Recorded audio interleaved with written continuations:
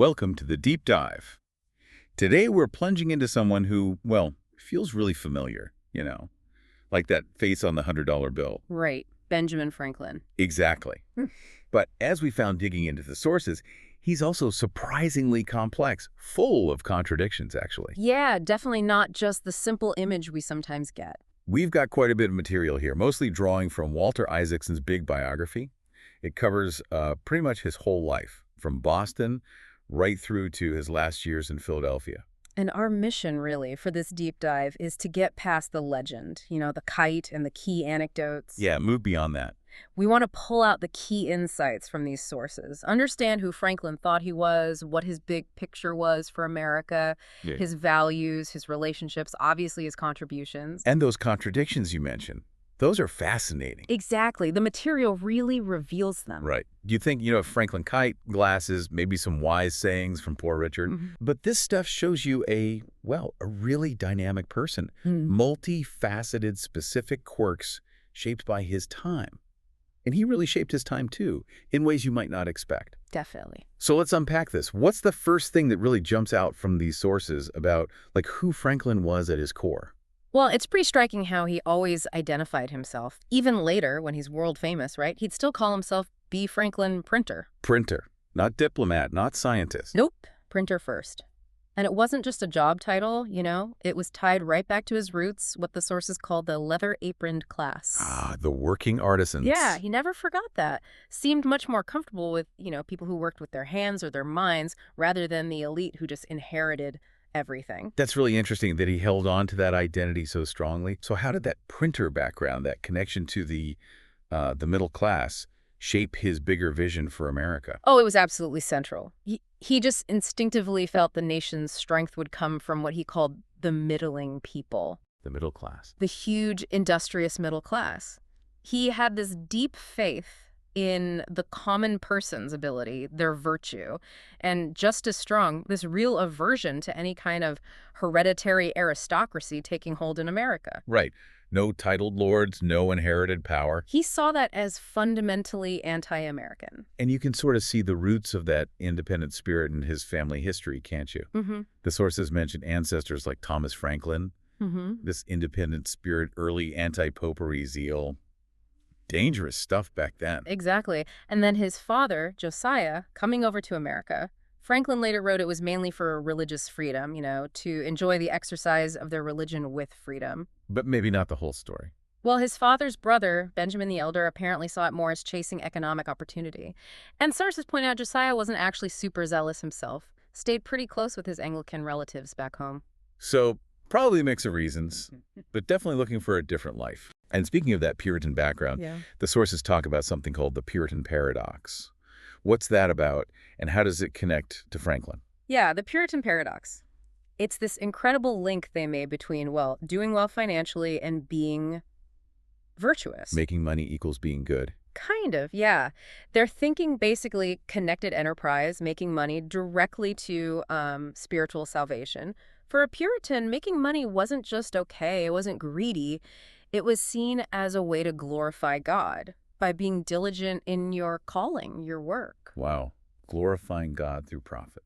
That feels, really foundational for a certain kind of American capitalism, doesn't it? Almost surprisingly modern. It really does. So how did that mindset, this paradox, sort of echo in Franklin's own thinking, even after he moved away from strict Puritanism? Oh, you see it so clearly, especially in Poor Richard's sayings. Things like, God helps them that help themselves.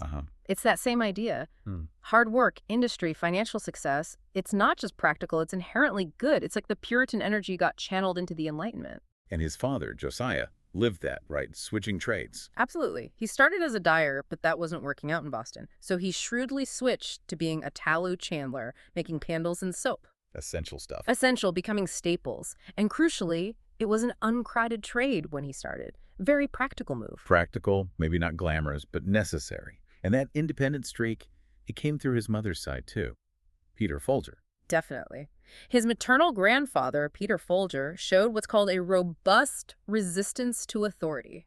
He was even jailed for defying a magistrate during some conflict between the wealthy and the middle class. Wow. And he wrote this pamphlet, described as near seditious during King Philip's War, sided with the Native Americans, blamed Puritan intolerance for the conflict. Franklin later talked about that poem having manly freedom and a pleasing simplicity. You can really see that questioning spirit passed down. Life must have been unbelievably crowded in that house on Milk Street. Josiah had, what, 21 kids between 2 wives? Yeah, and the sources say 11 unmarried kids were still packed in there with all the candle and soap-making gear. Must have been chaotic. And tragic, too. They lost 2 infant sons. Yes, a very full and often difficult household for sure. Josiah first sent young Benjamin to Boston Latin School, aiming for Harvard. Ben did really well, apparently, even skipped a grade. But he didn't end up going to Harvard. No, that path ended pretty quick, mostly the cost for such a huge family. But the sources also suggest, and it sounds right, that Josiah saw Ben wasn't really suited for the clergy. How so? He was already described as, well, skeptical, puckish, curious, irreverent. Remember that story? Which what? About the salted provisions? Young Ben suggesting his father just say grace over the whole barrel at once to save time instead of before every single meal. Okay, yeah. Chuckles slightly.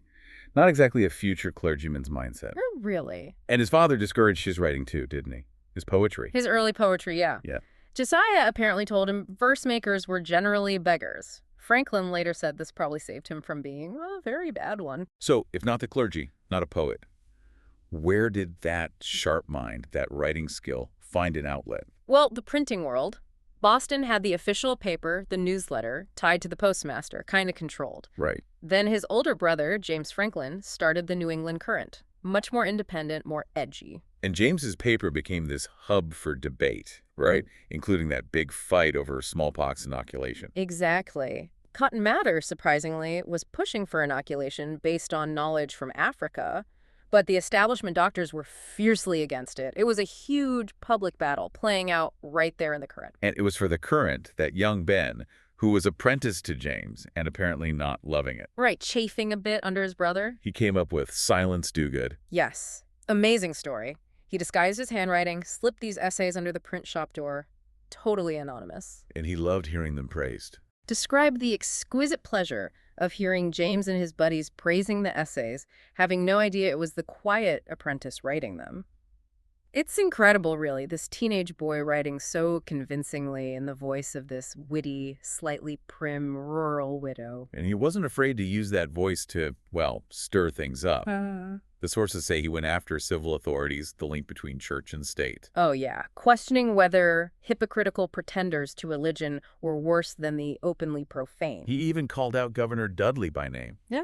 Called him a guy compounded of law and gospel who could cheat a whole country with his religion and then destroy them under color of law. That's serious stuff for a kid. It's pretty strong, yeah. Okay, so let's jump ahead a bit. Franklin runs away from that apprenticeship, winds up back in Philadelphia after a detour to London. He had that failed attempt at getting patronage from Governor Keith. Ah, yes, Governor Keith. Sounds like a real piece of work. The Yeah. sources call him unreliable, feckless. Promised letters of credit for London that just vanished. Never materialized. Total empty promises. But that London trip wasn't a complete waste. He met Thomas Denham, the Quaker merchant. Right, the contrast. Exactly. Denham showed him what real integrity and reliability looked like. Practical, dependable, paid back old debts with interest after making his fortune. Franklin realized he was more attracted to people who were practical and reliable rather than dreamy and romantic. A huge lesson, contrasting Denham with Keith, and also with that poet friend, James Ralph, who went with him and also turned out unreliable. So he brings that lesson back to Philadelphia, and he really starts cultivating this image of being industrious, doesn't he? Oh, absolutely. He became an apostle of it, not just being busy, but making sure everyone saw him being busy. Like wheeling the paper through the streets. Exactly. Even when he was successful, he'd personally push that wheelbarrow full of paper to his shop, right through town. It was very deliberate, building that image, hardworking man of the people. And his early printing partnership with Hugh Meredith, that fell apart, partly because Meredith wasn't exactly Mr. Industrious. Apparently liked his drink a bit too much. Precisely. Franklin eventually bought him out, found better partners, and this period really shows what the sources call his organizing impulse. He forms the Junto. The club, right, for mutual improvement. Yeah, among tradesmen, thinkers, artisans like himself. This feels like such an American thing, doesn't it? Yeah. Balancing that individualism with this drive to, form associations, clubs. It really is. And the Winto was a perfect example, meant to help each other out, discuss ideas, improve themselves and the community. And it was through things like the Jinto, building these relationships, building influence, that he really honed his unique style of persuasion. How would you describe that style? What was it like? Well, he learned to use silence effectively, indirect suggestions, sometimes even pretending to be modest or naive. Not direct confrontation. Rarely. He claimed later that for 50 years, no one has ever heard a dogmatical expression escape me. Instead of flat-out contradicting someone, he'd sort of agree with part of what they said, then gently introduce his different idea, almost as a question, or just a humble thought he had. Clever. Made him seem wise, maybe, or a bit manipulative to others. Probably both, depending on who you asked. But it rarely made him seem inflammatory or aggressive. Very effective. That's a really powerful skill. And you see that mix of charm and shrewdness in his busybody essays for his own paper, too. Yes, definitely. They set this lighthearted tone, sometimes a bit gossipy, but generally quite charitable. He seemed to genuinely appreciate human nature, its little quirks and failings, but he also made a point of resolving not to speak ill of nobody. Said he withheld gossip for charitable reasons. Oh, acknowledging the messiness, but pushing for a better public tone. Kind of, yeah. A blend of realism and aspiration. He also seems to have been incredibly good at blending his own business interests with, the public good. Masterful at it. Take the paper currency issue. He wrote this essay arguing for it, linking wealth to labor, not just gold and silver. Persuasive piece. Very. It helped convince the legislature to issue more paper money. And guess who got the profitable job of printing that money? Let me guess. B. Franklin, printer. Chuckles. You got it. The sources call it doing well by doing good, using his writing skill to benefit the public and himself. Win-win for him. Smart. He even outmaneuvered his competitor, Bradford, to get the printing contract for the Pennsylvania Assembly. He did. Yeah. Bradford printed the governor's address first, but Franklin quickly printed a much nicer, more correct version and sent it directly to all the assembly members. Got the job. And ever the practical printer. Mm-hmm. He apparently understood that, let's say, spicier content could sell papers. Laughed slightly. Oh, yes. Okay. The sources mention he definitely spiced up his Pennsylvania Gazette with little leering and titillating items, like that stonecutter store. The one with the terrible pun. The very one. Husband catches his wife, tries to cut off the other guy's head, and Franklin ends with this awful pun about castration, suggesting the husband should have become a STNCTTR himself. Groans playfully. Okay? Definitely not above a bit of lowbrow humor to boost circulation. Sieg's not. All right. Moving from the lowbrow to his personal life.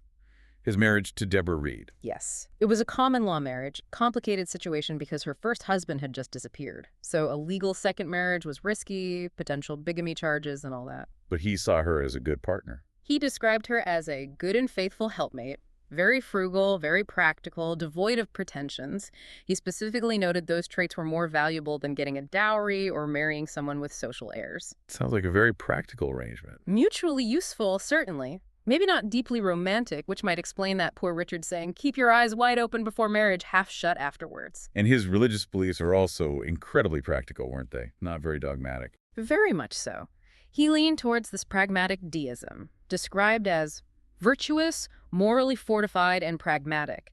He believed in God mainly because it seemed useful for daily life, for promoting morality. Useful, not necessarily fervent. Exactly.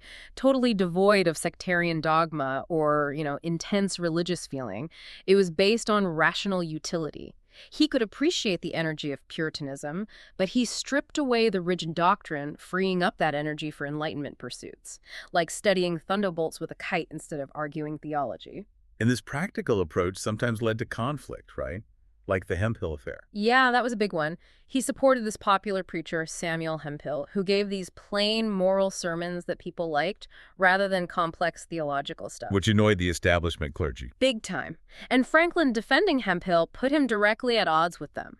He even violated his own Winto rule about avoiding direct contradiction. He stuck by Hemphill even after the guy was caught plagiarizing sermons. Seriously. What was his argument? Basically, that he preferred good sermons someone else wrote over bad ones the preacher made up himself. He ended up quitting the Presbyterian Church over the whole thing. Wow.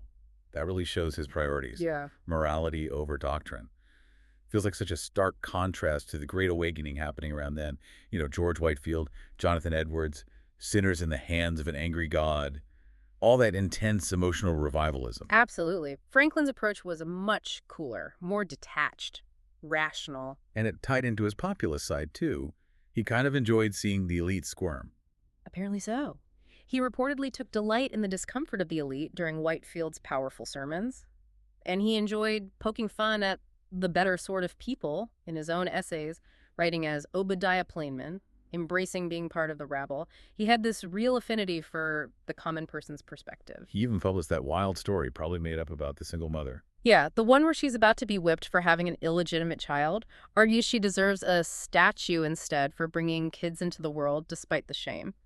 And the judge supposedly marries her the next day. Right. The sources think it was likely fabricated, yeah. But it shows a less reflexively sexist view for the time.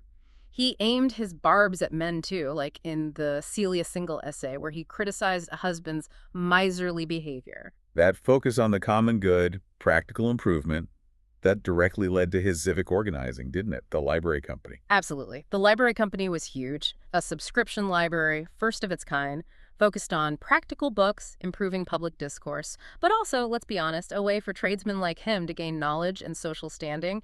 It's still the oldest cultural institution in the U.S. Amazing.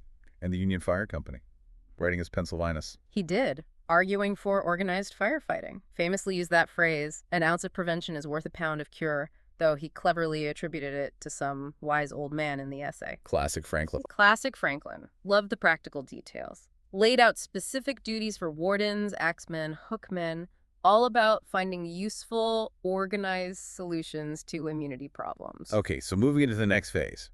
His influence really starts to broaden. Science, politics. And this is where we really see those contradictions start to pile up, maybe. I think so, yeah. His scientific work often came from just noticing things, really practical observations. Like the electricity and lightning connection. Exactly. He listed all the similarities, the light, the color, crooked path, the noise, the smell, how it affected animals, how metal conducted it. 12 points. And then he made that key leap from his experiments showing pointed objects could draw off electrical charges quietly. Let the experiment be made. That was his cry. No. Led to predicting lightning rods could protect buildings. And then the famous kite experiment in 1752 proved the connection. The iconic story. Right. But here's one of those little historical puzzles the sources mention. He didn't announce the results for months. Not in letters, not to friends, not even when he heard about similar French experiments succeeding. Kind of odd. Huh. Weird. And the image of him with his little son, William. Also wrong. William was about 21 at the time, not a small child. So the popular stories may be a bit simplified. Interesting. He did other practical science too, right? Trying to calm waves with oil. He did. Tried it off the coast of England. Reported it had not the success we wished. Smoothed the small ripples, sure, but didn't touch the big ocean swells. But he still reported the failure, which shows his scientific honesty. Even in failure. And then there are his inventions, like that mechanical arm. Oh yeah, the long arm for grabbing books off high shelves in his library. Totally sounds like something he'd invent.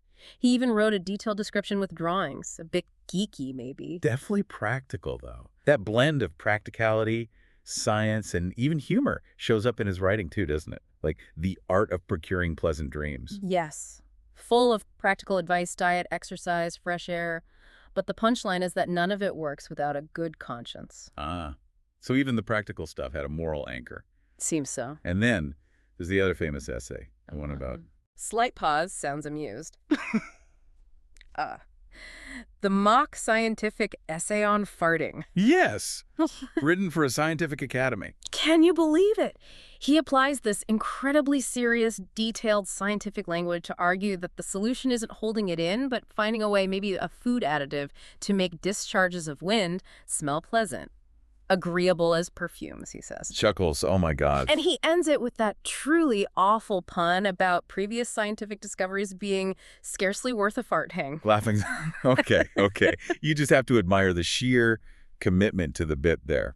With good conscience to chemical solutions for flatulence. Yeah. It definitely adds layers to the man. It shows that incredible range, doesn't it? Okay, so shifting from the bodily to the civic. He got involved in founding the College of Philadelphia. Which was meant to be non-sectarian, focused on practical learning. But that caused some friction. It did. He clashed with the more traditional wealthy Anglican trustees. They wanted Latin prioritized. He pushed for the English master. He actually had a falling out with the provost, William Smith, over it. But he stayed involved. Yeah, remained a trustee, saw it as a major achievement, one of the first non-sectarian colleges. And he also raised money for the Pennsylvania Hospital using that really clever matching grant idea. Oh, the one where the assembly would match public donations? Exactly. If the public raised £2,000, the assembly would kick in the same time. He said it gave people an additional motive to give, and he happily admitted his cunning in setting it up and noted it was also a very profitable job for him to print the currency involved. Chuckles. There it is again. Doing well by doing good. Classic Franklin. He also questioned the English poor laws, didn't he? Wondered if they just made people lazy, dependent. The blackbird story. Yeah, using that anecdote, get rid of the blackbirds because they eat green. Seems smart, right? Until the worms they also ate destroyed the crops. You have to think about unintended consequences. Makes sense. His early arguments against British policies often seemed practical, too, like challenging mercantilism. Yes, that whole idea that colonies exist just to supply raw materials and buy back finished goods. Parliament had banned ironworks in America.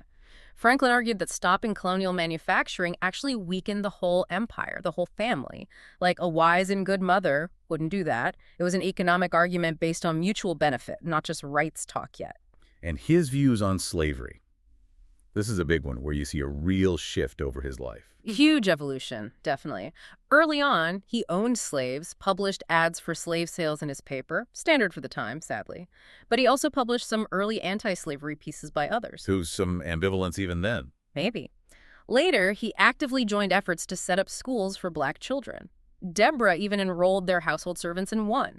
And after visiting a school in 1763, he wrote about having higher opinions of the natural capacities of the black race. That's a significant change in perspective. It is. And the sources point out a shift in his language, too. He stopped writing that slaves were thieves by nature and started writing they were thieves from the nature of slavery, blaming the institution, not the people. That's a crucial distinction. Huge. And by the end of his life, he's president of the Pennsylvania Abolition Society, signing that petition to Congress in 1790 asking for abolition. It was one of his very last public acts, a really remarkable journey on that issue. Now, his role as Pennsylvania's agent in London, that put him right up against the proprietors, the Penn family. Oh, yeah. Big-time conflict. Yeah. He developed this mortal enmity, the sources say, with their lawyer, Ferdinand John Paris, and it got personal. He had this really rancorous meeting with Thomas Penn himself. Insults were thrown. Apparently so. Yeah. Penn called Franklin basically not a gentleman, and Franklin shot right back, making digs about how the Penn family really got their fortune. Ouch. And that bitterness, that animosity.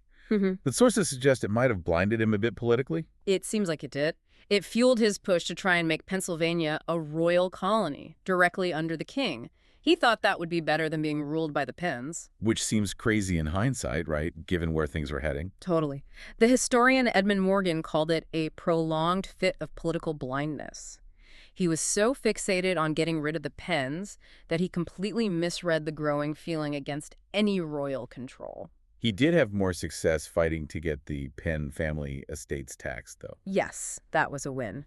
He went to London, negotiated a compromise through Lord Mansfield at the Privy Council, argued very persuasively that, yes, you could tax their vast lands fairly without ruining them. And around this time, he also got appointed joint postmaster for North America. What was behind that? Well, several things. It helped his beloved American Philosophical Society communicate. It let him build up his publishing network. He put friends and relatives in postmaster jobs all over the colonies. His son William got the Philly post office job for a while, other relatives too. And of course, It made money. it made good money. And he really whipped the postal service into shape. Oh, so. Introduced all sorts of efficiencies. Detailed accounting, surveys of routes, the first home delivery in some cities, a dead letter office. He cut the New York to Philadelphia delivery time down to just 1 day. He and his partner started out in debt, but under Franklin's management, it quickly became very profitable for the Crown and for them. Okay, let's shift back to his personal life for a bit. His relationships, especially with women while he was away in England for so long, they seem pretty complex. Yeah, very. You have his correspondence with Catherine Ray Green back in Rhode Island. He met her on a postal tour. It was playful, flirtatious. He made playful advances. Apparently. which she gently deflected. And he seemed to respect her for it, actually. Later joked about her coldness and then her multiplication after she got married and started having kids. And his relationship with Deborah, his wife. Yes. While he was in England, he left in 1764 and just never saw her again. Tragically, no. He always said he was coming back soon, but 10 years passed. Their marriage seems to have remained, practical. But his letters show he really missed her affection, especially when he was sick. He wrote about the great difference between being nursed with that tender attention which proceeds from sincere love versus just being cared for politely by someone like Mrs. Stevenson. His landlady in London. Right. Her house on Craven Street basically became his home, his surrogate family, with her and her daughter, Polly Hewson. And then there's the relationship with his son, William. That sounds incredibly difficult. Deeply complex, yeah. William was illegitimate, remember? We don't even know who his mother was. And William getting appointed royal governor of New Jersey, that was partly the British trying to keep his famous father loyal. Did Franklin help him get the job? Doesn't seem like it. Franklin actually told William that story about the whistle. Paying too much for a whistle as a kid. Right. He told William that story to warn him against chasing titles and patronage, urged him towards independence, maybe just be a farmer, said it was honester. But William liked being governor, liked being your excellency. He certainly did. And the sources suggest Franklin was, well, unenthusiastic, maybe even bothered by his son's success.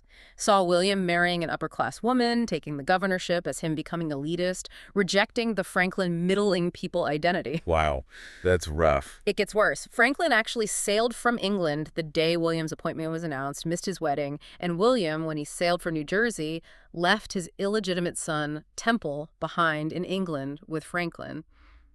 Just layers of complication. Was there ever any warmth? Any connection? There was a brief thaw. When William came back for a visit in 1763-64, there were big celebrations for the new governor. Bonfires, ringing of bells, firing of guns. It shows how tangled it was, moments of pride mixed with all this underlying tension. And while Franklin was back in Philly during that brief visit, he got involved in responding to the Paxton Boys massacre. Yes, very forcefully. This was a mob of frontiersmen who massacred peaceful Native Americans.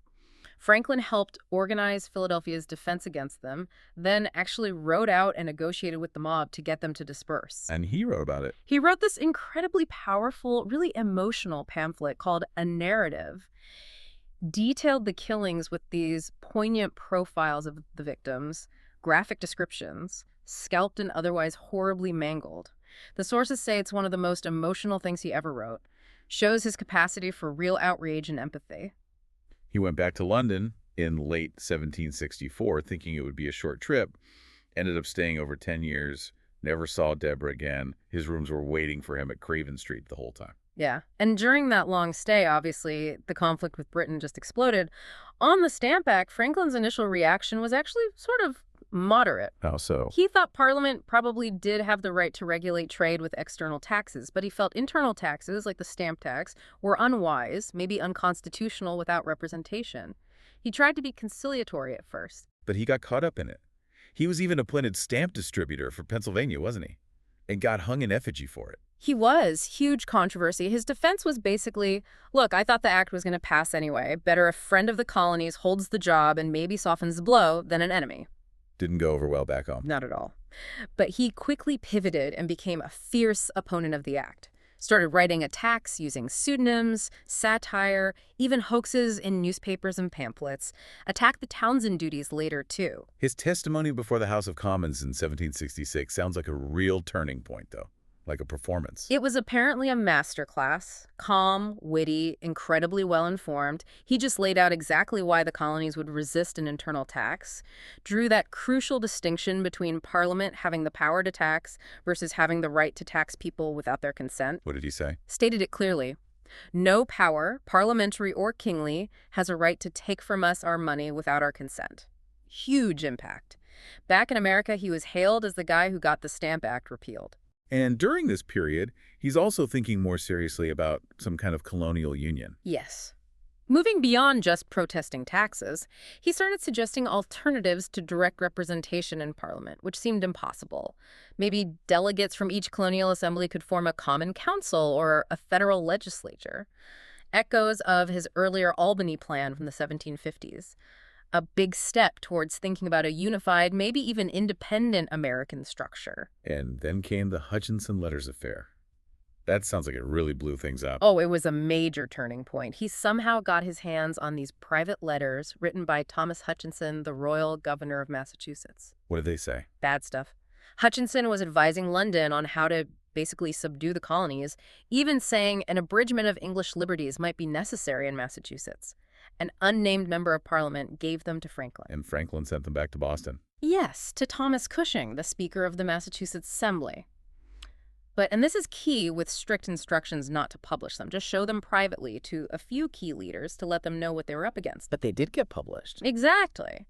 John and Samuel Adams got hold of them, and somehow they ended up in print, completely against Franklin's explicit wishes. And the reaction. Predictably, it stoked absolute fury in Massachusetts, radical outrage, and it led directly to that incredibly dramatic showdown Franklin faced at the Privy Council hearing in London, in a room called the Cockpit in 1774. He was called there about a petition against Hutchinson, right, but it turned into an attack on him. Totally turned the tables. The Solicitor General, a guy named Alexander Wedderburn, just launched into this brutal, personal, hours-long verbal assault on Franklin in front of all the assembled lords. Publicly called him a thief for leaking the letters. Wow. How did Franklin react? Stood there silently through the whole thing. Didn't say a word. And the fallout was immediate. Swift and severe. The council rejected Massachusetts' petition, and the very next day, Franklin was fired from his job as Joint Postmaster General for North America, a huge public humiliation and financial blow. What did he do? He wrote this really terse note to his son, William, the loyalist governor, basically telling him to quit his job and become a farmer, an honester and more honorable employment. To his sister Jane, he sounded more philosophical, just noting they were old and had enough to get by. And William himself had actually tried to warn his father this was coming, hadn't he? He had. William wrote urging him to come home from England, saying he was looked upon with an evil eye and was in no small danger, told him to come back where he was revered, and pleaded with him to bring Temple, William's son, with him. But Franklin stayed. And even amidst all this chaos, there were still some weird, secret back-channel talks happening. Yeah, even then. Through chess games, believe it or not, with Mrs. Howe, the sister of Admiral Lord Howe. That led to talks with Lord Chatham, a Whig politician who opposed cracking down on the colonies. Did anything come of it? Chatham proposed a reconciliation plan, but it got shot down in the House of Lords. And during that debate, another minister, Lord Sandwich, attacked Franklin directly again, calling him one of the bitterest and most mischievous enemies this country had ever known. And Franklin's reaction that time? That's when he famously kept his countenance as immovable as if my features had been made of wood. Just incredible self-control under public attack. So by the time he finally sails back to Philadelphia in May 1775, after more than 10 years away, he must have been utterly exhausted. Physically, emotionally. Totally. Exhausted, suffering from gout, probably feeling like he'd failed to prevent the break with Britain. His health actually kept him out of the Continental Congress for a bit when he first arrived. But events pulled him back in. Absolutely. His strength returned, kind of spurred on by everything happening. General Washington visited him. News arrived about the move towards declaring independence. And he served as a delegate in the Congress, strongly supported the Declaration, and there's that famous line at the signing. Right. After John Hancock supposedly said, "We must be unanimous, there must be no pulling different ways, we must all hang together." Franklin quipped. Yes, we must indeed all hang together. Or most assuredly, we shall all hang separately. A grim joke, but it really underscored the life or death stakes they were facing. He was also involved in drafting the Articles of Confederation, right? The first attempt at a national government? He was part of the committee, and he met Lord Howe again in 1776, the admiral, his chess partner's brother, this time on Staten Island. As enemies, essentially. Pretty much. Howe was now the British commander, but also a peace envoy offering a truce, pardons if the colonies backed down. Franklin, along with John Adams and Edward Rutledge, had to tell him basically, nope, too late, America can't go back to being subjects. And there's that funny little anecdote from that trip, too, about sharing a room with Adams. Oh yeah, the classic Franklin theory of colds. They had to share a tiny room. Adams wanted the window shut because he was afraid of the night air. Franklin insisted on opening it, arguing colds came from foul air inside, lack of exercise, not from cold, fresh air. Adams eventually fell asleep while Franklin was still lecturing him on it. Pure Franklin, a bit of practical science even during a wartime peace negotiation. Chuckles, yeah. Okay, so his next big mission, arguably his most critical, was the mission to France starting in late 1776. Absolutely vital. It was a rough crossing for the old man. He was 70, and his two grandsons, Temple and Benny, went with him. But when he arrived in France, he was already a megastar. How so? He was literally the world's most famous American, known everywhere for the lightning experiments, for Poor Richard's Almanac, which was a bestseller in French translation, La Science du Bonhomme Richard. He understood his celebrity cachet and used it brilliantly. He set up shop in Passy, right? Outside Paris, basically America's first embassy. Yeah, at the estate of a wealthy supporter, Larrey de Chaulmeau. He created this sort of miniature court there, held salons, met with intellectuals, scientists, diplomats, and created another surrogate family around himself. And within that court was the spy, Edward Bancroft. The incredibly intriguing figure, yeah. Bancroft was officially the American secretary, but secretly feeding everything back to the British. Did Franklin know or suspect? Arthur Lee, one of the other American commissioners, was deeply suspicious of Bancroft and kept warning Franklin. But Franklin seemed to just dismiss Lee's concerns, maybe misplaced trust, maybe he thought he could manage it, it's still debated. Franklin's diplomatic style in France sounds like a mix of things. It really was. He played the hard-nosed realist, talking about the European balance of power and France's self-interest in weakening Britain. But he also played up America's image as this virtuous, exceptional new nation, using both hard negotiation and soft power, his own charm, America's ideals. His French friend Condorcet said he truly believed in the power of reason and the reality of virtue. And he was very clever in actually securing the alliance with France, wasn't he? Extremely clever. He used pressure tactics, let rumors slip about secret talks happening between him and British emissaries, which made the French nervous and pushed them to commit to an alliance faster. Playing them off each other. A bit, yeah. The sources call it a cleverly naive approach sometimes. Like he'd arrange meetings where British and French officials might just happen to overhear parts of conversations, nudging things in the direction he wanted. Masterful manipulator, in a way. And his personal life in France, particularly his relationships with women, seems pretty remarkable for a man his age. Chuckles slightly. Yeah, it's quite something. These complex, often very flirtatious friendships, Madame Abrinon, the musician, their amitié amoureuse, she called him cher papa, wrote him poems, sat on his lap. There's that story of her husband joking about Franklin kissing her, then saying, "My dear doctor, let me kiss you back." Different times. And Madame Helvetius with her wild household. Oh, Madame Helvetius in her salon famously horrified John and Abigail Adams. Her informal manners, her dogs on the furniture, wiping up spills with her dress. But Franklin was clearly captivated. He wrote her this incredibly ardent, though maybe slightly tongue-in-cheek, marriage proposal after her husband died. Amazing. His own family dynamics followed him to France too, right? News from his daughter Sally's kids back home. Yeah, letters about little Louis praying to Hercules, another grandson named Willie. His own grandson, Benny, who came with him, was sent off to school in Geneva, seemed pretty lonely. And Franklin's letters to him sound a bit conditional. Affection tied to Benny being diligent in his studies. And Temple, William's son. Temple lived with Franklin in Passy. Became something of a young man about town, a bit of a dandy, concerned with status. Franklin managed to get him the job as secretary to the American peace delegation, which caused some grumbling. And there was that bizarre incident with John Paul Jones. Oh, the gardener's wife accusing Jones of assault. Franklin seemed mostly amused by it, frankly. Called the woman incredibly ugly and said the story occasioned some laughing at Passy. He also seemed concerned about navigating the egos and tempers of guys like Jones and Lafayette when planning military operations. He also had to navigate difficult relationships within the American team in Paris, especially when John Adams showed up. Yeah, Adams arriving definitely shook things up. Adams was much more abrasive, direct. He didn't have Franklin's smooth charm. Adams reminded Franklin of the criticism he faced back home, which Franklin kind of loftily dismissed as the feeble voice of those groveling passions. They clashed on negotiating style, too. Big time. Adams wanted everything out in the open, very direct diplomacy. The French foreign minister, Vergennes, preferred quiet, back-channel work, which was Franklin's style too, led to real friction between Adams and Vergennes, with Franklin often caught in the middle, trying to smooth things over. Franklin's famous line, "There never was a good war or a bad peace," gets quoted a lot. But the sources say calling him a simple pacifist is maybe misleading. It probably is, yeah. He absolutely supported the revolution once he decided independence was necessary. He wasn't against using force when justified. That saying reflects his deep, pragmatic understanding of the terrible human and economic costs of war, rather than some absolute moral opposition to all conflict. After the French alliance was secured, he became a really strong voice for America, showing gratitude to France. Very much so. He constantly praised France's magnanimity and generosity. He believed America owed France loyalty, based on both idealism and realism.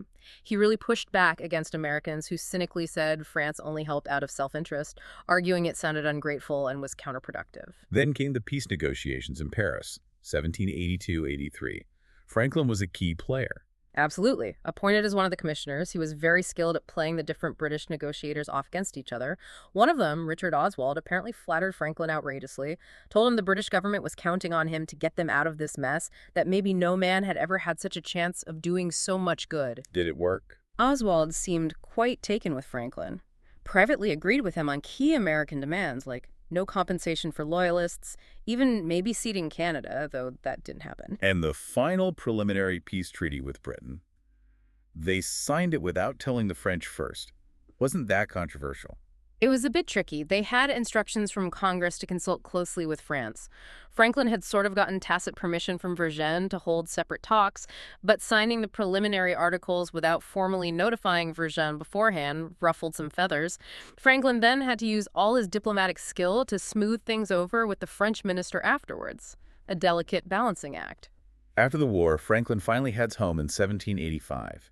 He even starts writing friendly letters again to people in England, like William Strahan, the printer he'd written that furious unsent letter to years before. Yeah, their later letters are quite warm, bantering, Franklin joking that his advice now smells of Madeira.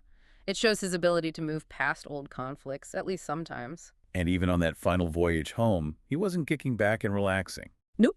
He spent the trip writing this long 40-page scientific paper on maritime observations, ocean currents, ship design, ways to make voyages safer.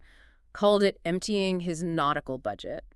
Still the practical scientist right to the end. Back in Philadelphia, he jumps right back into public life, serves as president of Pennsylvania's Executive Council. He did. Had to navigate these intense political factions, the sort of radical populists who love the very democratic state constitution he'd helped write earlier, and the more conservative folks who feared rabble rule and wanted a stronger government. Both sides wanted his endorsement. How did he handle that? Typically, Franklin, he tried to accommodate both, stay above the fray as much as possible. He also got involved in helping his grandson Benny set up as a printer. Yes, built him a print shop, helped him pick out fonts. The sources say he was just delighted, maybe fussing over him a bit, hovering, helping him launch his own career in the family trade. And then at 81 years old, he's a delegate to the Constitutional Convention in 1787. Amazing, isn't it? The oldest delegate there. And notably, much more comfortable with democracy than most of the other delegates, who were quite fearful of giving the people too much power. Did his specific ideas get adopted? Not really. His proposals, like sticking with a single house legislature like Pennsylvania had, or not paying executive salaries, they were respectfully heard and then mostly tabled or ignored. But he still played a vital role. Absolutely crucial, especially as a calming influence, a voice of wisdom and compromise. He hosted delegates at his home, famously serving drinks in his garden to cool tempers during heated debates. Manasseh Cutler, a visitor, was so impressed by his easy manner, his vast knowledge, and his incessant vein of humor. And he helped broker the Great Compromise. Yes, his timely intervention was key to breaking the deadlock between large and small states, over-representation, proposing proportional representation in the House, and equal representation in the Senate. That saved the convention, arguably. He also argued against things like giving the president a veto, or ideas for a life-term president. Wanted rulers to serve the people. And his very last public act was signing that petition from the Pennsylvania Abolition Society to Congress in 1790, urging them to end the slave trade and abolish slavery, bringing his life's journey on that issue to a powerful conclusion. He also worked on finishing his autobiography in those final years. What was his main goal with that, do you think? It seems mostly intended as a kind of self-help guide for young people, showing his rise from poverty, illustrating the practical advantages of the virtues and habits he cultivated: industry, frugality, self-improvement, presenting himself as a model. He passed away in April 1790, described as dying peacefully like a philosopher. His funeral was enormous. Maybe 20,000 people turned out, clergy from every denomination, a real testament to the impact he'd had. His legacy included those unusual public bequests, right? £1,000 each to Boston and Philadelphia. Yeah, those fascinating trust funds. The idea was the money would be loaned out to young artisans starting their careers, then the repaid loans plus compound interest would make the funds grow enormously over 100, then 200 years, eventually funding public works. Did it work out like you planned? Well, the funds did grow significantly, though maybe not quite to the astronomical levels his calculations predicted. There were legal challenges and changing needs over time. The Boston Fund helped start a technical institute, the Franklin Institute. Both funds eventually went to support related causes like libraries, hospitals, museums. The core idea of using his wealth to foster opportunity persisted. And of course, there have always been critics. D.H. Lawrence famously attacked him, right? Calling him a penny-saving prig based on Poor Richard in the autobiography. Right. Though the sources point out Lawrence was often reacting more to the persona Franklin crafted in those writings, not necessarily the whole complex man. And Lawrence got some basic facts wrong, too, like blaming Franklin for honesty is the best policy, which wasn't his phrase. So when you look back at this incredible, sprawling life, the printer, the scientist, the politician, the diplomat, the, let's face it, complex family man, the sometimes flawed individual, what's the one thing that really sticks with you after digging into all this? You know, I think it really comes back to those contradictions we talked about at the start. The moralist who wrote that incredibly earthy essay on farting, the champion of the common leather apron man who was totally comfortable hobnobbing with kings and French aristocrats. The guy who preached independence but definitely used patronage when it suited him. Exactly. The supreme rationalist who also had this incredibly shrewd, almost intuitive understanding of human nature, motivation, vanity, all of it. He wasn't, a depth systematic philosopher or theologian. His genius was applying knowledge, scientific, social, whatever, to practical problems, making things work better. And seeing his own mistakes as errata. Printer's errors to be corrected, not deep moral failings. Yeah, that's such a revealing way to put it. Not sins, just errata. Things to fix in the next edition, so to speak. He definitely wasn't perfect. Far from it. But profoundly human and incredibly effective. He managed to navigate all the personal messiness, the difficult relationships, the maybe questionable choices, while simultaneously shaping the public world in huge ways. Science, cities, a nation. Absolutely. And maybe the real takeaway isn't just that he had contradictions, but how he seemed to sort of live through them, sometimes awkwardly, sometimes brilliantly, but always moving forward. It kind of forces you to rethink what a great historical figure even looks like. Not a perfect statue on a pedestal. Not at all. Maybe greatness is actually about living that messy, contradictory, intensely curious, practical life to the absolute fullest, learning from your errata, as he'd say, and somehow managing to leave the world significantly changed anyway. Living that messy, intensely curious life. That's a really powerful thought, isn't it? Makes you wonder. How many of our own contradictions, the things we see as flaws, might actually be sources of energy or creativity in our own lives if we could just approach them with a bit of that Franklinian pragmatic curiosity? Definitely something to think about.